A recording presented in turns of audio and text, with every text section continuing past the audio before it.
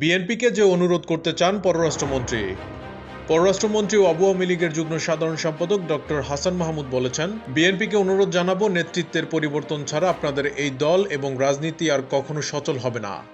তিনি বলেন, বসে যাওয়া পুরাতন গাড়ির মতো বিএনপিকে দেশি বিদেশি অনেকে ঠেলেও স্টার্ট দিতে পারেনি। বিএনপির এই পুরাতন গাড়ি স্টার্ট দিতে হলে ব্যাটারি চেঞ্জ করতে হবে, কিন্তু তাদের ড্যাম হয়ে যাওয়া ব্যাটারিও থাকে লন্ডনে। এই ব্যাটারি ফেলে না দিলে বিএনপির রাজনীতির গাড়ি আর কখনো স্টার্ট হবে না।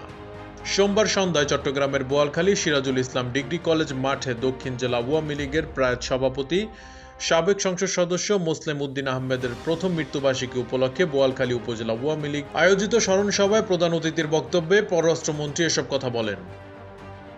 বিএনপি লিফলেট কর্মসূচি নিয়ে মন্ত্রী বলেন, আপনারা লিফলেট বিতরণ করেন, পেট্রোল বোমা বিতরণ করতে যাবেন না। সেটা যদি করেন, উচিত শিক্ষা আপনাদেরকে দেওয়া হবে। দলের তরুণ কর্মীদের বলবো, বিএনপির কারা পেট্রোল বোমা নিক্ষেপ করার পরিকল্পনা করে সেটা খুঁজে বের করুন। আমরা তাদেরকে এই কাজ করতে দেব না।